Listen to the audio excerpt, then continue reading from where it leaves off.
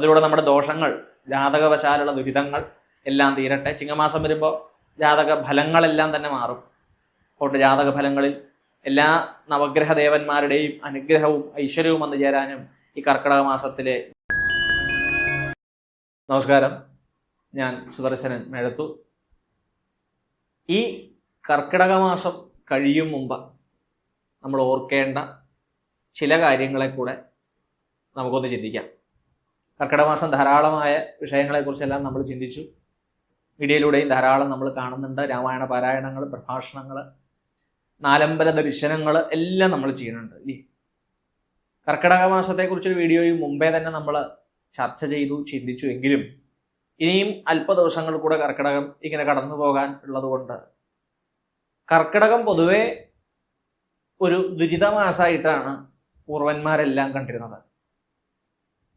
കർക്കിടകം ജ്യോതിഷപരമായി മേടമിടവം മിഥുനം കർക്കിടകം 4ാമത്തെ രാശിയായിട്ട് കർക്കിടകത്തെ ഇങ്ങനെ കാണിക്കുമ്പോൾ കർക്കിടകത്തിൻ്റെ ചിഹ്നം തന്നെ യഥാർത്ഥത്തിൽ ഞണ്ടുകളെയാണ്, കർക്കിടകങ്ങളെയാണ് കാണിക്കുന്നത്. അപ്പോൾ ജ്യോതിഷ ആചാര്യന്മാരെല്ലാം ഫലിത രൂപേണയും അല്പം കാര്യത്തോടു കൂടിയിട്ടും പറയേ പതിവുണ്ട്. ഞണ്ടുകൾ പ്രസവിക്കുമ്പോൾ ഞണ്ടിൻ്റെ വയറ് പൊട്ടി ഞണ്ടിൻ്റെ കുഞ്ഞുങ്ങൾ, കർക്കിടകങ്ങൾ പുറത്തേക്ക് വരിക പതിവുണ്ട്. അപ്പം ജന്മം കൊണ്ട് തന്നെ ജനിക്കുമ്പോഴന്നെ മാതൃനഷ്ടം ഉണ്ടാവണ ഒരു വർഗ്ഗമാണ് അത്ര കർക്കിടകങ്ങൾ. എന്നുവെച്ചാൽ ഞണ്ടുകൾ. അവർ ജനിക്കുമ്പോഴേ തന്നെ അമ്മയെ നഷ്ടമാവുക ഞണ്ടുകൾക്ക്. അതുകൊണ്ട് തന്നെ ജന്മനാൽ തന്നെ ഒരു മാതൃനഷ്ടയോഗമുള്ള ഒരു മാസമായിട്ട് കർക്കിടകത്തെ പറയാം. അതുകൊണ്ട് കർക്കിടകം ഒരു വൈഷമ്യ കാലഘട്ടം, ഒരു ശാപഗ്രസ്തമായിട്ടുള്ളൊരു കാലഘട്ടം എന്ന് പറയാം. അതുകൊണ്ടാവാം നമ്മുടെ പൂർവ്വപിതാക്കന്മാർ നാലമ്പല ദർശനത്തിനും വിശിഷ്യാൽ ധർമാർത്ഥ കാമമോക്ഷം എന്നുള്ള 4 ധർമ്മം നമ്മൾ ആചരിക്കേണ്ടതായ ധാരേതേയൽ ധർമ്മ, യാതൊന്നാണോ ആചരിക്കേണ്ടത് അതിനാണല്ലോ ധർമ്മം എന്ന് പറയുന്നത്. ഇവിടെ തീർച്ചയായിട്ടും നമ്മൾ അനുഷ്ഠിക്കേണ്ട ക്ഷേത്ര ദർശനങ്ങളുടെ പ്രാധാന്യവും ദക്ഷിണായന കാലഘട്ടം, ഉത്തരായനം കഴിഞ്ഞ് മിഥുനമാസത്തിൽ അവസാനിച്ചാൽ പിന്നീട് അങ്ങോട്ടെല്ലാം ചാതുർമാസ്യ വ്രതകാലഘട്ടം, അതിൽ ദുരിതകാലഘട്ടങ്ങളിൽ വിശേഷേണ ഈശ്വരോപാസനയെ വർദ്ധിപ്പിക്കേണ്ടതിൻ്റെ പ്രാധാന്യത്തെയാണല്ലോ പറയുന്നത്. എപ്പോഴും ദോഷകാലങ്ങൾ വരുമ്പോൾ ഈശ്വരനെ കൂടുതലായിട്ട് ആശ്രയിക്കുക. ഇപ്പോൾ ദോഷകാലത്തിൽ മാത്രം ആശ്രയിക്കണം എന്നല്ല കേട്ടോ പറഞ്ഞത്. വിശേഷിയാൽ ദോഷങ്ങൾ തീരാൻ, ദുഷ്കൃതങ്ങൾ വർദ്ധിക്കുമ്പോൾ സുഹൃതത്തിനായിട്ടുള്ള ഈശ്വരോപാസന, അതിനാവാം നാലമ്പല ദർശനം എന്നുള്ള തീർത്ഥാടന സമ്പ്രദായങ്ങളൊക്കെ പറഞ്ഞു വെച്ചത്. കേരളത്തിലെ തന്നെ മഹാക്ഷേത്രങ്ങളായ നാലമ്പലങ്ങൾ നമുക്കറിയാം. തൃശ്ശൂർ ജില്ലയിലെ മഹത്തായ ഏറ്റവും ബൃഹത് ക്ഷേത്രങ്ങൾ അവിടെയാണ്. മറ്റ് ജില്ലകളിൽ ഇല്ല എന്നല്ല പറഞ്ഞത്.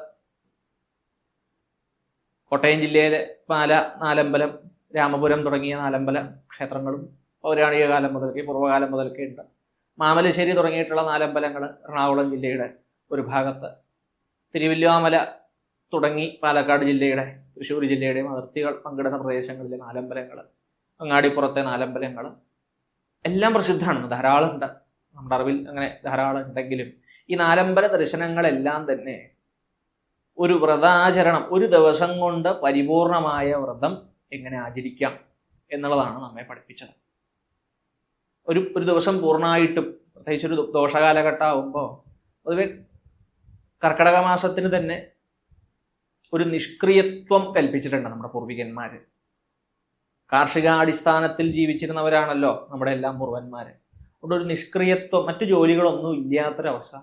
കർമ്മങ്ങളൊക്കെ ഇപ്പോൾ പ്രൊഫഷണൽ മേഖലയിൽ പ്രവർത്തിക്കുന്ന നമുക്കൊന്നും അത് പരിപൂർണമായിട്ട് ബാധിക്കുന്നുണ്ടാവില്ല. എങ്കിലും കാർഷികാടിസ്ഥാനത്തിലൊക്കെ ജീവിച്ചിരുന്ന നമ്മുടെ പൂർവികന്മാരെ സംബന്ധിച്ച് നെല്ലും വിളയും എല്ലാം തന്നെ നട്ട് അത് വളരാൻ ഇങ്ങനെ കാത്തിരിക്കുന്ന ഒരു കാലഘട്ടമാണ് കർക്കിടകം. കൊണ്ട് പ്രത്യേകിച്ച് കർക്കിടകത്തിൽ കാർഷികാടിസ്ഥാനത്തിൽ ചെയ്യാനൊന്നുമില്ല. അതുകൊണ്ട് നിഷ്ക്രിയത്വം, മറ്റു ജോലികൾ ഇല്ലാതിരിക്കുന്ന ഒരു കാലഘട്ടമാണ്. അതുകൊണ്ട് സമ്പത്തിനൊക്കെ കുറവ്, ജോലിയൊക്കെ കുറവ്, അങ്ങനെ കുറേ വൈഷമ്യങ്ങളുള്ളൊരു കാലഘട്ടമാണ്. അന്നും ഇപ്പോൾ കർക്കിടകത്തിലെ വൈഷമ്യങ്ങൾക്കൊന്നും കുറവില്ല. കർക്കിടക കെടുതികൾ അല്ലേ, പ്രകൃതിക്ഷോഭങ്ങളൊക്കെ ധാരാളം നമുക്ക് വരുന്നുണ്ട്.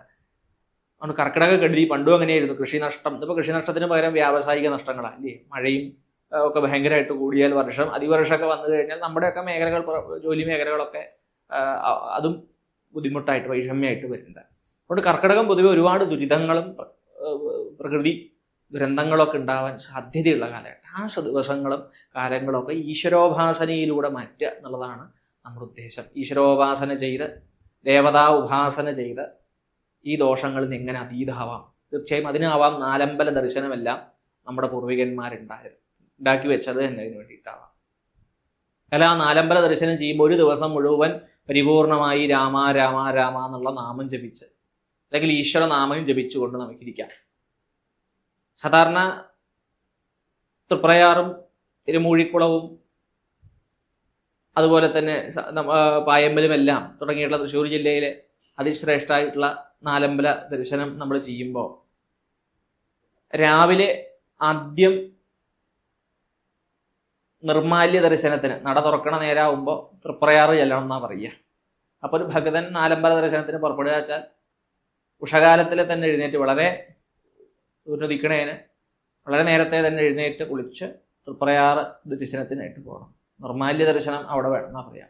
രാവിലെ അപ്പൊ പ്രായണ അറിയാതെ തന്നെ ഒരു വ്രതം എടുത്തു കഴിഞ്ഞു ഇല്ലേ. നേരത്തെ നമ്മൾ നാഗപഞ്ചമി വ്രതത്തെക്കുറിച്ചൊക്കെ പറഞ്ഞതുപോലെ ഒരു വ്രതം എടുക്കണമെങ്കിൽ നേരത്തെ സൂര്യോദയത്തിന് മുമ്പേ തന്നെ എഴുന്നേറ്റ് സ്നാനം ചെയ്ത് ഈശ്വരോപാസനം ചെയ്യണം.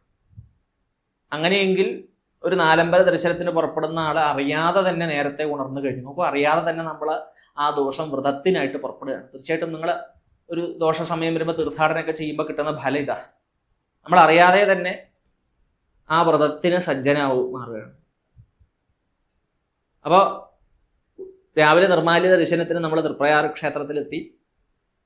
അത് കഴിഞ്ഞാൽ പിന്നീട് നമ്മൾ കൂടൽമാണിക്യത്തിലേക്ക് ചെല്ലുകയാണ്. ഉഷപൂജയ്ക്ക് എന്നാണ് പറയണത്.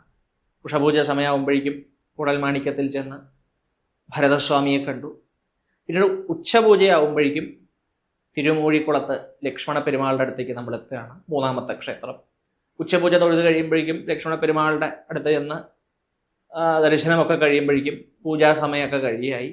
പിന്നീട് അത്താഴ പൂജയാകുമ്പോഴേക്കും പായമ്മൽ ശത്രുഘ്ന സ്വാമിയുടെ അടുത്തെത്തുകയാണ്. അതോടുകൂടി നമ്മുടെ എല്ലാ ശത്രു ഭയ ദുരിതങ്ങളും തീർന്നു എന്നാണ് പറയണത്. തീർച്ചയായും അപ്പോഴേക്കും നമ്മൾ ഒരു ദിവസം അങ്ങോട്ട് കഴിഞ്ഞു.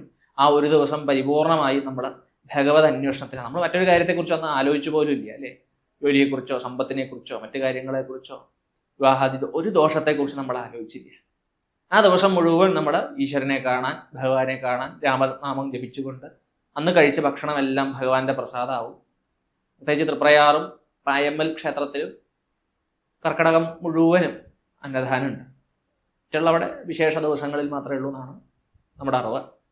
ആ ദിവസം ഭഗവാന്റെ നിവേദ്യവും പ്രസാദവും മാത്രം കഴിച്ച് 4 നേരവും രാവിലെയും അതുപോലെ ഉഷകാലത്തിലും ഉച്ചയ്ക്കും വൈകിട്ടത്ത ഒക്കെ ഭഗവാന്റെ ആ വൈഷ്ണവമായിട്ടുള്ള ഭഗവാന്റെ ആ ശംഖുചക്ര ഗദാപത്മ രൂപങ്ങൾ വിഷ്ണുവായിട്ടാണല്ലോ പൂജയൊക്കെ നടത്തുന്നത്, സംശയിക്കുക. ഏതായാലും വിഷ്ണുവിൻ്റെ പല ഭാവങ്ങളിൽ ഈ കലിയുഗത്തിൻ്റെ ധർമ്മത്തെയും അർത്ഥത്തെയും കാമത്തെയും മോക്ഷത്തിൻ്റെയും പ്രതീകമായ ഭഗവാന്റെ 4, അതിപ്പോൾ ഏത് നാലമ്പലം വെച്ചാൽ കോട്ടയം ജില്ലയിലെയോ അല്ലെങ്കിൽ എറണാകുളത്തെയോ മലപ്പുറത്തെയോ ഏത് നാലമ്പലം പാലക്കാട്ടിലെയോ നാലമ്പല ദർശനം ചെയ്യുമ്പോഴും ഈ ഭഗവാന്റെ 4 ഭാവങ്ങളെ കാണുമ്പോൾ നമ്മൾ മനസ്സിലാക്കേണ്ട ഒരു കാര്യം പരിപൂർണമായി നമ്മൾ ആ ദിവസം ഭഗവാനിൽ സമർപ്പിതമായിട്ട് ജീവിക്കണം എന്നുള്ളതാണ്. അപ്പോൾ അറിയാതൊരു വ്രതം ഒരാചരണം നമ്മൾ എടുത്തു കഴിഞ്ഞു. അപ്പോൾ അറിയാതെ നമ്മുടെ മനസ്സ് ഈശ്വരനിൽ ഉപാസനയിൽ ധ്യാനത്തിലും ഉറച്ചിട്ടുണ്ടാവും. കർക്കിടക മാസം ഇങ്ങനെയും കൂടെ ചെയ്യാൻ സാധിച്ചാൽ, ഇങ്ങനെ ക്ഷേത്ര ദർശനം മാത്രം ചെയ്തൊരു ദിവസം ഈശ്വരനാമങ്ങൾ മാത്രം ജപിച്ച് ഭഗവത് നാമ സങ്കീർത്തനങ്ങൾ മാത്രം ആലപിച്ച് കലിയുഗത്തിൽ മോക്ഷത്തിനുള്ള ഗതിയെക്കുറിച്ചും പറയേണ്ട നാമസങ്കീർത്തനം യസ്യ സർവപാപപ്രണാശനം. നോക്കൂ, എത്ര ദോഷങ്ങളുണ്ടെങ്കിലും അത് തീർക്കാനുള്ള പ്രധാന ഒരു മാർഗം നാമജപാണ്. നമ്മുടെ മനസ്സിനെ തന്നെ ഈശ്വരനിൽ, അതിനാണ് യസ്യ സ്മരണമാത്രേന ജന്മസംസാര ബന്ധനാഥ്. ഭഗവത് സ്മരണയോടുകൂടി ജപിക്കണ നാമാച്ചാൽ ജന്മസംസാര ബന്ധനങ്ങൾ എത്രയോ ജന്മത്തിലെ പാപങ്ങളിൽ നിന്ന് പോലും മുക്തി നേടാൻ അവർക്ക് സാധിക്കും എന്നുള്ളതിൽ സംശയമില്ല. അതുകൊണ്ട് നമുക്കത് സാധിക്കണം. ക്ഷേത്രത്തിൽ ചെന്ന് അല്പനേരമൊക്കെ ഒന്ന് ഇരുന്ന്, പ്രത്യേകിച്ച് ഈ കർക്കിടക മാസം ഇനി കഴിയാൻ അല്പ ദിവസങ്ങളെ ബാക്കിയുള്ളൂവെങ്കിലും നാലമ്പല ദർശനത്തിന് ഇനിയും പോവാത്തവരെ തൊട്ടടുത്തുള്ള നാലമ്പല ദർശനം അല്ലെങ്കിൽ നിങ്ങൾക്ക് സാധ്യമാവണ ആ നാലമ്പല ദർശനം ചെയ്യാൻ സാധിക്കണം. ഇങ്ങനെയും കൂടെ സാധിക്കണം. അവിടെ പോയിരുന്ന ശാസ്ത്രഗ്രന്ഥങ്ങൾ, വിശേഷിച്ചാൽ രാമായണം അല്പനേരം ഒന്ന് വായിക്കാം. രാമായണത്തിലെ ഓരോ അധ്യായങ്ങൾക്കും ഓരോ കാണ്ഡങ്ങൾക്കും ഓരോരോ ദുരിതങ്ങളെ നിവാരണം ചെയ്യാനുള്ള അഭൗമമായ ഒരു ശക്തിയുണ്ട്.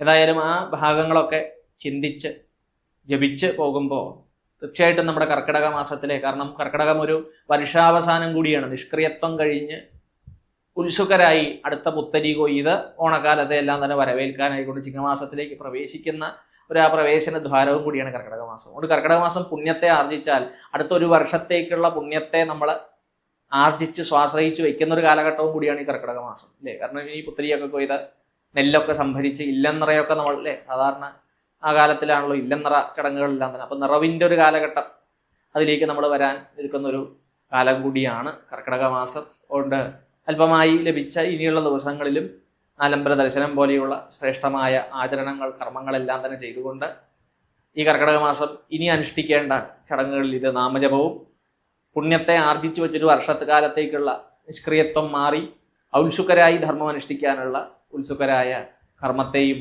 ആചരിക്കാനാവട്ടെ. അതിലൂടെ നമ്മുടെ ദോഷങ്ങൾ ജാതകവശാലുള്ള ദുരിതങ്ങൾ എല്ലാം തീരട്ടെ. ചിങ്ങമാസം വരുമ്പോൾ ജാതക ഫലങ്ങളെല്ലാം തന്നെ മാറും. അതുകൊണ്ട് ജാതക ഫലങ്ങളിൽ എല്ലാ നവഗ്രഹ ദേവന്മാരുടെയും അനുഗ്രഹവും ഐശ്വര്യവും വന്നു ചേരാനും ഈ കർക്കിടക മാസത്തിലെ നാമജപം പൊതുവെ വ്യാഴത്തെ പ്രീതിപ്പെടുത്തുക. ജ്യോതിഷപരമായി വ്യാഴപ്രീതി ഉണ്ടായാൽ സർവ്വദേവകാരകത്വമാണ് വ്യാഴം. എല്ലാ ദേവന്മാരുടെയും പ്രീതി വ്യാഴം പ്രസാദിച്ചുകൊണ്ട് വിഷ്ണു ക്ഷേത്ര ദർശനത്തിനും വിഷ്ണു സഹസ്രനാമജപത്തിനും രാമായണാദി പാരായണങ്ങൾക്കും നാലമ്പല ദർശനങ്ങൾക്കും എല്ലാം തന്നെ വിഷ്ണുവിൻ്റെ പരിപൂർണമായ ഒരു അനുഗ്രഹം എന്നുവെച്ചാൽ ജാതകത്തിലെ സമസ്ത ദേവതാ അനുഗ്രഹവും കൂടെ സിദ്ധിക്കുന്ന ഒരു കാലഘട്ടമാണ് അത്. അതുകൊണ്ട് ഈ കർക്കിടക മാസം അതിനാവാം വിഷ്ണു ഭജനത്തിന് വലിയ പ്രാധാന്യം കൊടുത്തത്. കർക്കിടക മാസത്തിലേക്ക് വരുമ്പോൾ ആ വിഷ്ണു ഭജനം ചെയ്ത് ദുരിതങ്ങളിൽ നിന്ന് മുക്തി നേടാൻ നമുക്ക് സാധിക്കണം. തീർച്ചയായിട്ടും സജ്ജനങ്ങൾ അതിന് വേണ്ടിയുള്ള തയ്യാറെടുപ്പുകൾ കൂടെ വരും ദിവസങ്ങളിൽ നിർവഹിക്കണം എന്നുകൂടെ ഓർമ്മിപ്പിച്ചുകൊണ്ട് മറ്റൊരു നല്ല വിഷയവുമായി മറ്റൊരു അധ്യായത്തിൽ കാണാം. നന്ദി, നമസ്കാരം.